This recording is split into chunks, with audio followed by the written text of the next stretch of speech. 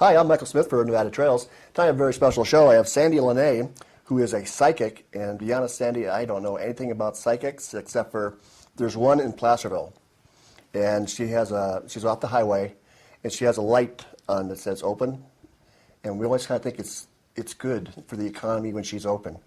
You bet. You So bet. we go there to see a chiropractor. We come back, and we always want to stop and see her, but we never quite get it done. But when your friend Kim Capel mentioned you, I said, yeah, I want to have her on the show. Oh, well, thank you. This is an honor. Well, how do you get into being a psychic? As a child, do you start get visions or something, or? Well, I was born with the ability to see the future, to see present-day events going on, and that's what I do with my clientele. Is they come in and I just see what concerns that they have, and then I just look into their future, and then I tell them, well, basically what to do, give them some options and suggestions. So Yeah. our cameraman director Justin could come to you, and you could tell him some of the things he should do, like stay helping me. Yes, that's exactly what's in his future. Yes. Or you could tell him, run, run, run. Yeah, no, I think he'll stay here. Excellent. Well, hopefully we'll pass on the show and keep it in for generations. You bet. But when I talked to you, you said you're at a place where it's also a greenhouse or something like that, or it's a nursery. Yes, it's called Evergreen Genes Incorporated, and I'm there each Tuesday, and I give my intuitive readings there. What I use as my tool, if I could speak about that, is Sure. I devised a way in 1984, that I use stones, which are agates and crystals and jaspers, and they're all programmed with their own meaning. And so then I have my client choose X amount, and that gives me a guideline of exactly what I need to be telling them.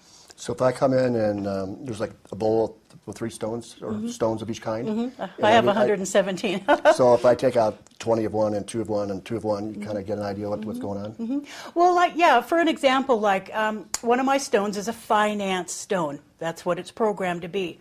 And so if you were to choose that, then I tune into your energies, and I could say, well, maybe you're going to be getting a promotion at your job, or you're sitting down here at the Nugget spending too much money and your bills really need to get paid. You might want to think about changing your schedule when it comes to your finances.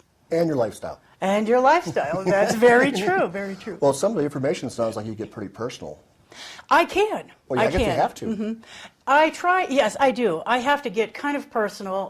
I only believe in giving upbeat readings. So if there happens to be an event, an unpleasant event that's coming up, I can present it in a special way to where it doesn't sound horrifying. I don't believe in scaring my clients. I believe in telling them what's coming up so they can embrace it or they can change their own future. Well, I'm a hospice volunteer. Sometimes there isn't changing anything. It's just appreciating each day. Right, yeah. But if you do sense things, you just kind of give them a warning to be careful or change the diet? Or Yeah, I just tell them to just be aware of the future. And if you aren't liking this event that's coming up, it's up to you now. You can change it. Well, do you have clients, remember a Woody Allen movie where the client kept on going and going to her psychic to get readings to do what to do with Woody Allen? Mm-hmm. And I forget what that show was called, but she was really obsessed with what her opinion of her psychic was. Mm-hmm. Do you have people like that come to you all the time to make any decision? Yes, I do. I have a lot of clients that will come to me and I tell them the same thing year after year. And finally, after a short while, I just tell them, look, I just can't help you anymore. Because I give the information. It's up to them, my clients, to use it or not. And so after a while, when I'm just saying the same thing, just putting a different date on it, it gets very tedious for me because I know these people are wanting the help. They're not using it, though. But the information I hand over, that's all up to you. So if I keep coming back to you because I gamble too much or drink too much or fool around too much or whatever too much, and then I don't heed your advice, you just finally say, go away. Because the guy's not going to get freedom from you telling us not to do anything, but you got to wise up sooner or later, or you're telling him to go away. Well, I hope so. And plus, too, I feel guilty because I do charge, and I start feeling guilty about taking your money because I'm just telling you that. But wouldn't that give them? I'm telling you the same things. Wouldn't that over give them and a over. little bit of relief, even though they're being bad? That they're trying to. They're trying to, sure. Well, maybe they're venting their badness to you, and you're kind of like their only outlet that feels safe if they're not religious people. That is a good point. I'd have to agree with you on that. Okay. Yeah. Because I give food to a lot of people, and I get them to tell me about why do they need food. And a lot of it, besides the economy, it's gambling, or it's drinking, or drugs, and it's so you kind of know they love. They're very honest. They tell me exactly. And I still get them the food, but I know they're not going to change their habits on the short term. Right. But you just hope in the long term they can figure out this. I hope so too. So, I mean, that's my little world. Right. I agree with you on that. I think that's probably why they do keep coming back. Yeah, because everything's so expensive these days, and any little mistake can really cost you. That's why you're so important, I would think. Oh, well, thank you for that. Thank you. No, really, I'm just looking at it logically for me, because if I have something wrong with my car, it can set me back for almost a year. Sure. Yeah, we got in a car wreck in May, and it just not even close to financially coming out of it. Oh, goodness sakes. Yeah. Oh, sure. But, Wow. Oh, that's, well. So if I came to see you about something like that, well, would you be able to tell me that things will be good in the future or bad in the future? Or? Yeah, it's really interesting, my gift. It really gets down to the details. And there are times it's really interesting that, somebody will come to me with a personal love problem or something, and all of a sudden, because I get these wonderful visions. That's how I see things. I get these wonderful visions. It's almost like watching a TV program right in front of me. Cool. Yeah. And all of a sudden it's like, do you own a red car? And, they'll look at me like, well, sure. And it's like, you might want to get the back tire looked at because I think there's a nail or something. And you could pop or you could wake up one morning, need to get to work, and you can't because the tire's flat. And they'll go, oh, my gosh, well, okay. And it seems like when those just pieces of trivia type of visions come through, they'll get a hold of me a couple days later and say, oh my gosh, you know what? Yeah, I took that to the tire shop. There was a nail in it. It's all fixed. It's like, oh, okay, universe, thank you for those visions. Those are my fun visions. But, excellent. Yeah, I've had people come up and they want a reading, and I give them a general reading about something, and I've told them about something with their house that's going wrong. Ooh. Plumbing or electric. Electric? Yeah. Because I just mentioned I'm having problems with my electric. Oh, you did? Yeah. And so they always come back a couple, 2 or 3 days a week later. Goodness sakes, yeah, we found a leak in the blah, blah. It's like, oh. So it's just interesting to me where these visions come from, I'm helping them, but I'm seeing something that needs to be fixed. Well, as a child, were your parents nice to you about these visions? Because you had to be able to tell somebody about them. Well, actually, my parents, they were just very encouraging, but they just thought I was strange. And, which is, basically, yeah. But it wasn't until, and I thought everybody had psychic powers. I really did. Until I think I was in 7th grade. I was in art class. I had this vision of something coming up.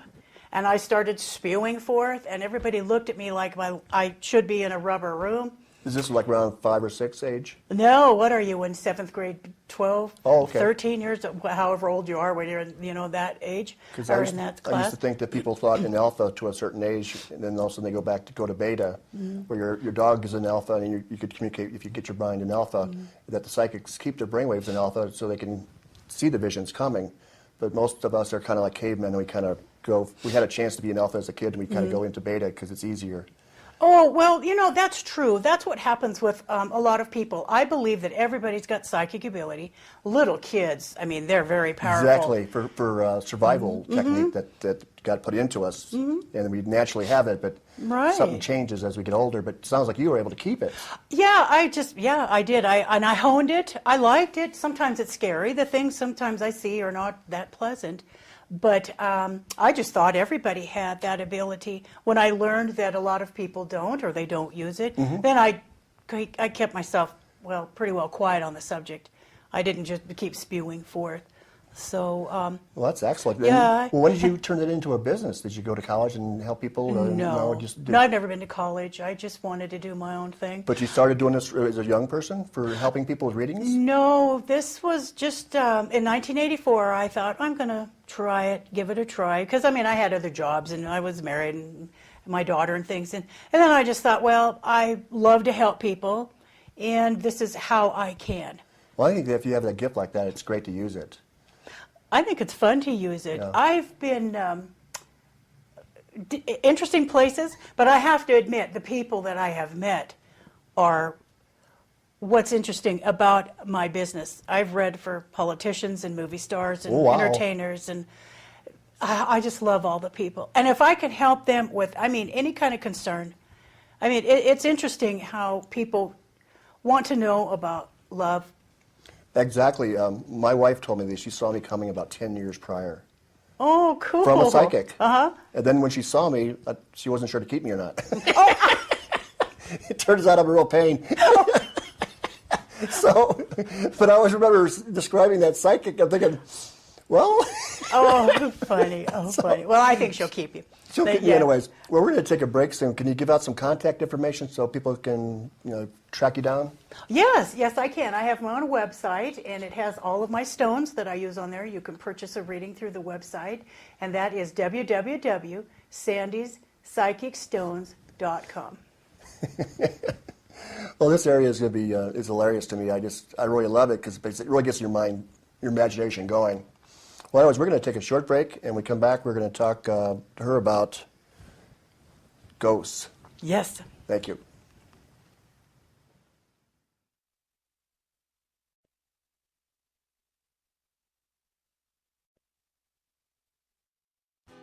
It used to be that I could never show my emotions or open my heart to what was really true. But now I see that I was just a fool for devotion. I wanted you to love the way I do. So damn me for loving too much, wearing my heart down on my sleeve. And damn me for loving your touch, 'cause now you're only in my dreams. I love too much.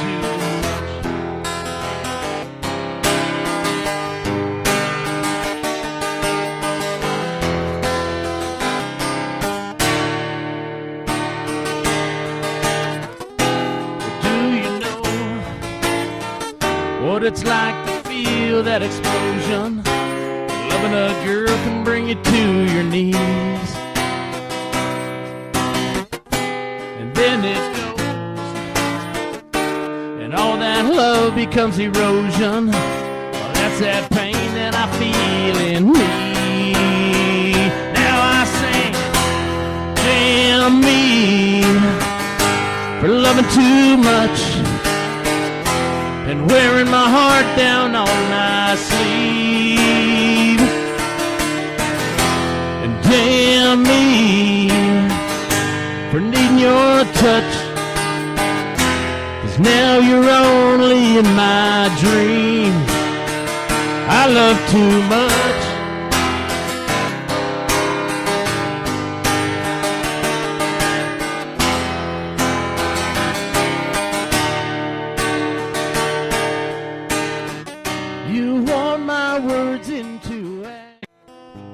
This woman has a heart of steel.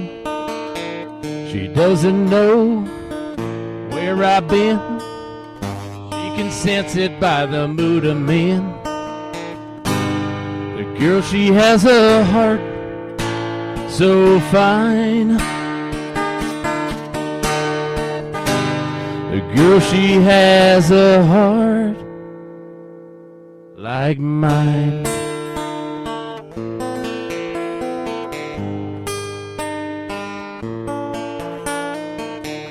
When I think that I don't know what direction her and I should go, well, there she is, to step right in, puts us right back on track again.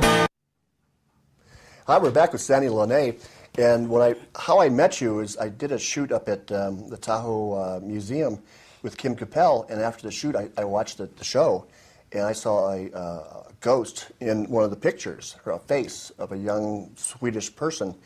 And I told Kim about it. Well, Kim was very knowledgeable about ghosts. And I said, how could this be? Well, it turns out she's involved with with Thin Veil Investigators. Yes. And I think, so you go to discovering, encountering your ghosts, discreetly encountering your ghosts. Right. That's wild. That's our credo. Yeah, so basically if I have a ghost in a picture at the museum, you would go there and talk to the ghost or see what's going on? I could try. I A mean, lot of times they kind of move on, and a lot of times they stick around in the same spot. Well, I didn't see the ghost in person. No. I just saw it later on tape, and I never heard of a ghost being on tape before. With the digital cameras that they have out now, you really can see the energy sources from the spirits. I did not know that. I never had a clue. I just thought it was really weird, but I remember every second of that shot, and there's no way a reflection of anything besides would be in that picture. Sure. So if you go to the museum, it's in the Harvey's bomb sequence, and Well, it's I'd really like to see that. yeah. But when I talked to Kim more about it, he says you guys go out and investigations all the time. Yes, we do. Yeah. We do private homes and businesses, haunted houses, haunted buildings, fields, meadows, and objects. Well, when I worked at Valhalla and in South Lake Tahoe, it was major haunted. I mean, these ghosts would, if I had a trash on a step, trash on the steps, and like in a bag from cleaning up the upstairs, they would kick it and it'd be all over the place. Yeah.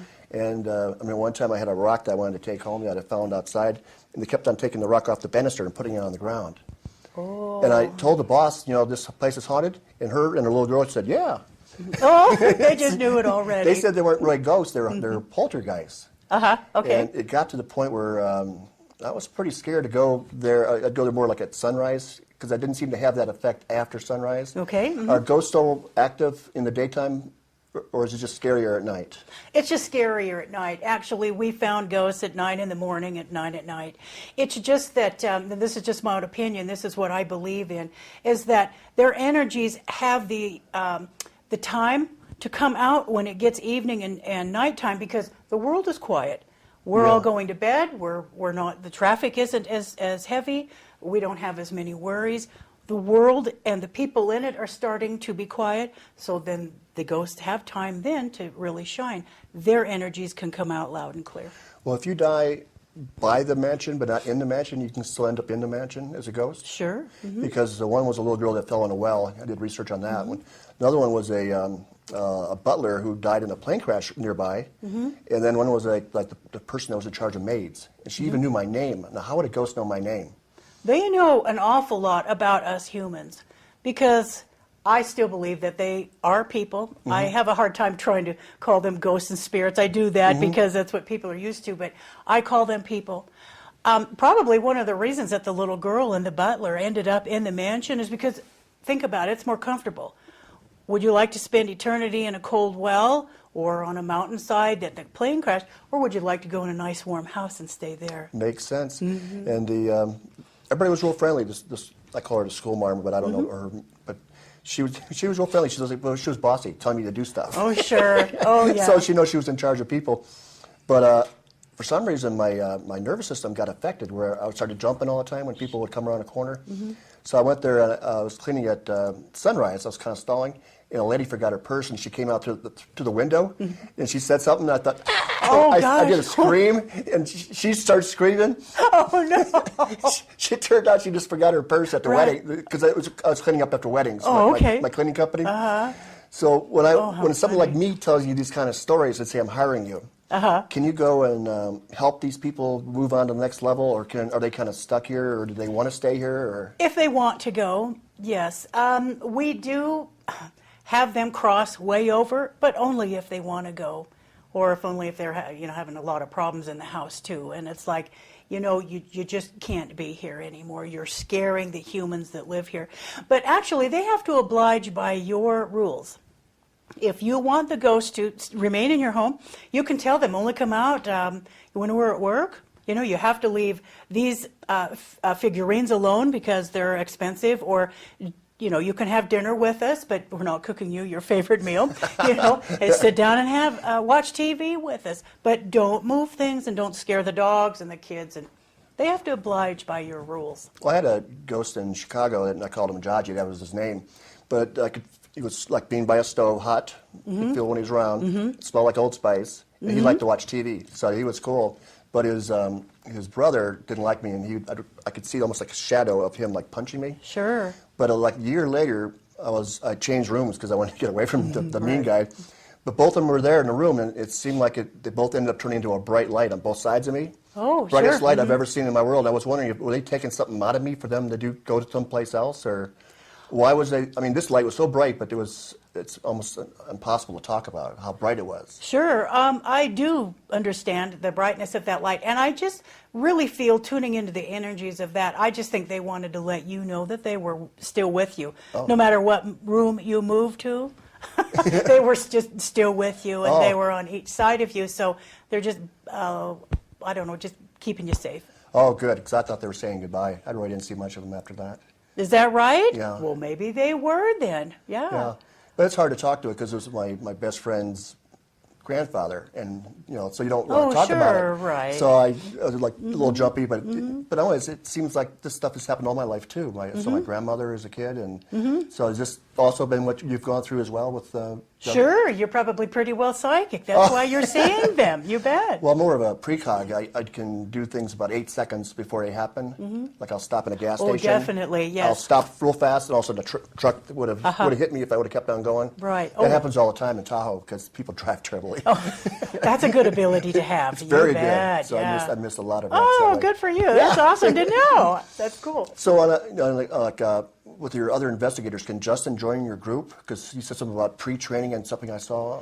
Well, actually, we're a different type of group because we all are some type of psychic or sensitive in some manner. So if Justin was a psychic or a sensitive, we'd like to have him go out with us and we put him to the test. And then if he fit in and if he wasn't afraid, to be around us, because when we do investigations, we really are in a lot of nooks and crannies looking for the spirits, having them come out so we can communicate. That's what our investigative team is all about, is communication with the spirits to find out who they are, why they're there, what happened to them, do they want to cross over, do they want to stay, and if they want to stay, we put house rules down of the owner of the house or business. And so that's basically what we do. We try to gather information, communication, so we have our data. But that's what I kind of liked about it too, is doing the research of the entity. And I swear, this is going to sound weird probably, everyone, that my ghost friends in Chicago were taking me to experiences they had in Poland. Oh, okay. We'd be by a fire with a fun thing, and I'd experienced things they experienced. I didn't know if I was getting memory cells from the house itself, or was this I was actually going with them to these places. I felt like I was there, and it was just so. Well, that is what I call like a remote viewing. Yeah, if somebody is telling you about this and you're experiencing it, that's it's kind of like I don't know, maybe you've heard of astral travel. It's kind of, I'm going to say, along those realms where you can actually put yourself inside of that building or home and see what they were describing or what they felt or experienced. Those are fun. Those are. But you're also a writer. I am an author. Author, and you have, Justin's already shown probably the 5 books behind you, but this one is your latest, St. Charles Hotel, Carson City, Nevada. And I was actually, is this the one right across the street from Mom and Pop's or something? Right next yes, to that? I think it is. Yes, it is. It was for sale, and I really wanted to buy it somehow. And Deborah was hedging because she said, because of the historical status, it'd be hard to get. But you did the research on this. Is there something that's attracting me to this building for some reason? Is it a fun, great place or something? It's a fun, great place, and it's actually Thin Vale Investigator's second home, really. Oh. We've been investigating this building since 2005.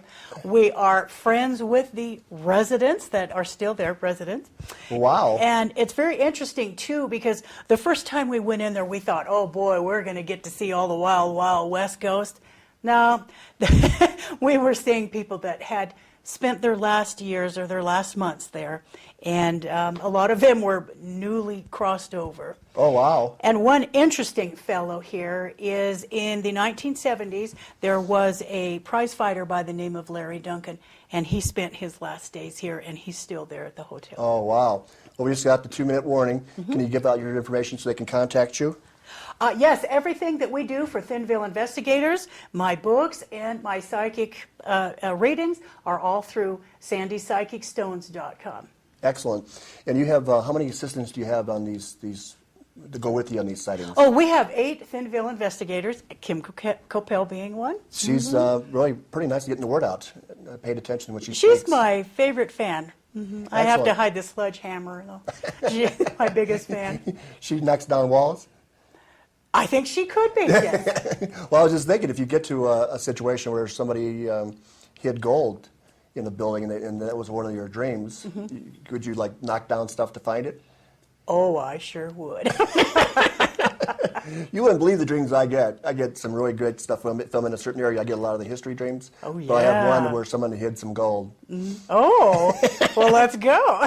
Well, where do you get the books at? Through your website, you said? Through my website, and I also sell them through Kim Coppell's business, Genoa Historic Ghost Tours. Excellent. Yeah. Well, Sandie, thank you for being on Well, Nevada thank Trails. you. I really appreciate it. This was nice. Thank you. It's been Michael Smith for Nevada Trails, and get your ghosts happy. That's right. Thank you.